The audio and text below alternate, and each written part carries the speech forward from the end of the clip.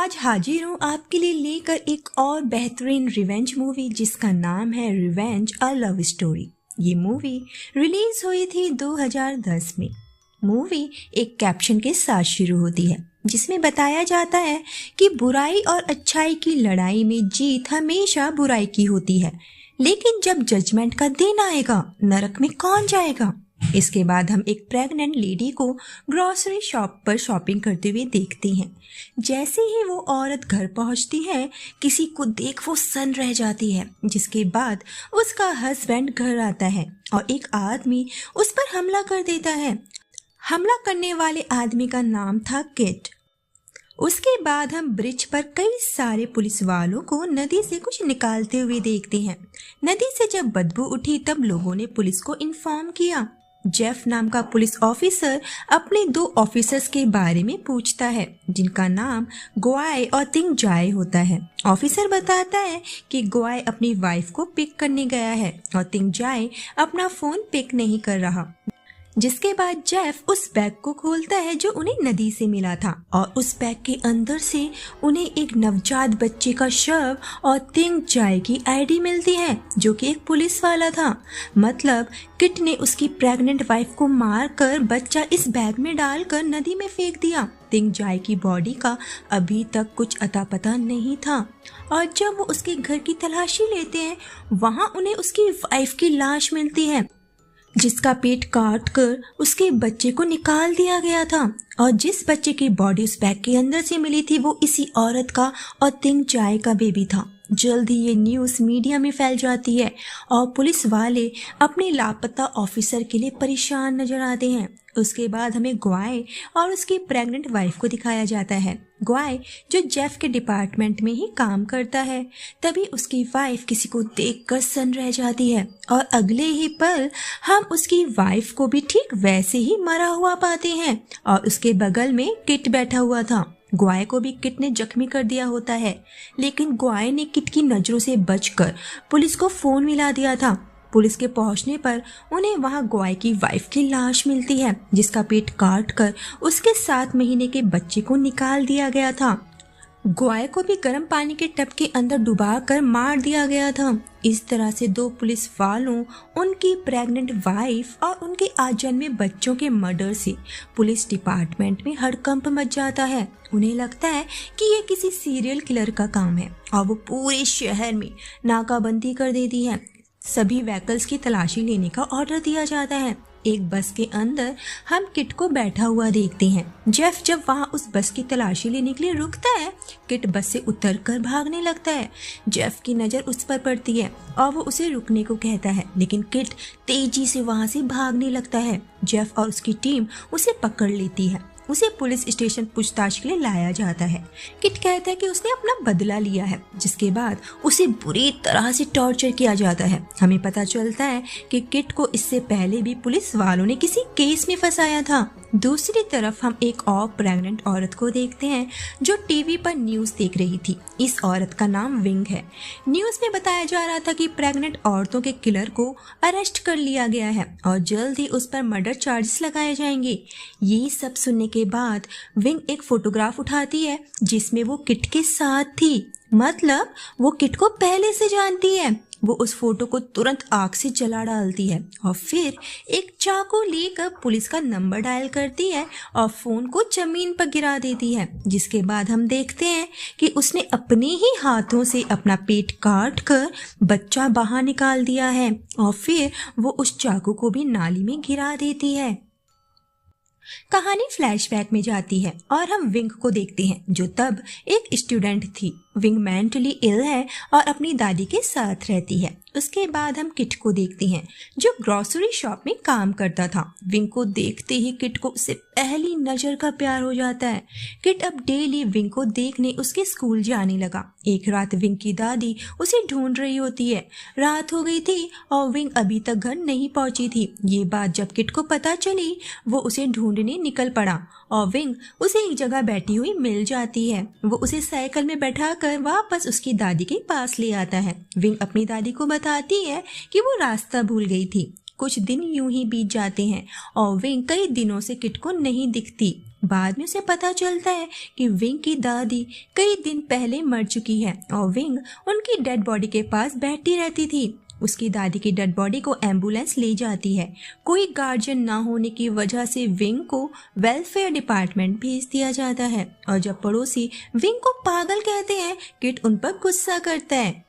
रात में kit wing के पास जाता है और विंग उसके साथ आ जाती है। रात भर वो एक साथ रहते हैं। विंग अपनी दादी की मौत से बहुत दुखी थी।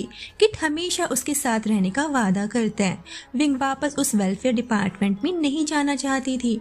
वो अपने घर जाना चाहती है। किट उसे उसके घर ले जाता है, लेकिन घर को पुलिस ने सील कर दिया था। बगल में ही लिंग नाम की एक प्रोस्टिट्यूट रहती थी। वो किट और विंग को अपने घर में रहने को कहती है और खुद क्लाइंट से मिलने बाहर चली जाती है। विंग वहां फ्रेश होती है और किट उसके लिए खाना लेने अपनी शॉप पर चला जाता है। वहीं पर एक पुलिस ऑफिसर जिसका नाम ऑफिसर दा है, शराब के नशे में था और वो किट से बियर की बोतल मांगता है और चला जाता है। ऑफिसर दा लिंग के घर पर आता है उसके साथ इंटीमेट होने के लिए, लेकिन वहां विंग को देख उसे लगता है कि वो भी लिंग की तरह एक प्रोस्टिट्यूट है और वो उसके साथ जबरदस्ती करने लगता है। किट की नजर लिंग के घर की तरफ जाती है और वो दौड़कर विंग के पास जाता है। एक आदमी को उसके साथ जबरदस्ती करता देख किट उसे बहुत मारता है और विंग को लेकर वहां से भाग जाता है। वो दोनों पुलिस स्टेशन जाते हैं और उस आदमी के खिलाफ कंप्लेंट करते हैं। हम जेफ को उसका स्टेटमेंट लेते हुए देखते हैं और ग्वाय भी वहां मौजूद था। यहाँ पर विंग से बहुत ही गंदे गंदे सवाल पूछे जाते हैं।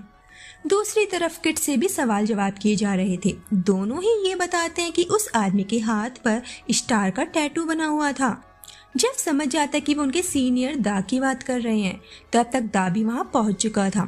ऑफिसर दा जेफ से बताता है कि वो लड़की प्रोस्टिट्यूट है जिसके साथ इंटीमेट होने के लिए उसने डबल पैसे दिए थे और फिर वो उन सभी पुलिस वालों को उस लड़की के साथ गलत काम करने के लिए मना लेता है, लेकिन जेफ और उसका एक साथी ये सब करने से मना कर देता है। किट की नजर एक फोटो पर पड़ती है जिसमें ऑफिसर दा बाकी पुलिस वालों के साथ था। किट समझ जाता है कि दा उन्हीं लोगों में से एक है। उसे कुछ गड़बड़ लगती है और वो विंग की तरफ भागता है और देखता है कि ऑफिसर दा विंग के साथ गलत काम कर रहा था। किट उसे बचाने के लिए पुलिस वालों से लड़ता है, लेकिन वो लोग उसे हैंडकफ करके टांग देते हैं और फिर ऑफिसर दा के बाद ग्वाय और फिर टिंग जाय विंग के साथ जबरदस्ती करते हैं। जेफ उनकी इन हरकतों से खुश नहीं था, लेकिन ऑफिसर दा रिटायर होने वाला है और उसने जेफ को प्रमोशन का लालच दिया था। किट उस सिचुएशन में नहीं था कि विंग की मदद कर पाए। जेफ उन सबको बताता है कि विंग कोई प्रोस्टिट्यूट नहीं है बल्कि वो एक स्टूडेंट है और वेलफेयर डिपार्टमेंट की तरफ से उन्हें एक फैक्स मिला था जिसमें विंग की मिसिंग कंप्लेंट थी। ये जानकर वो सब शॉक्ड हो जाते हैं।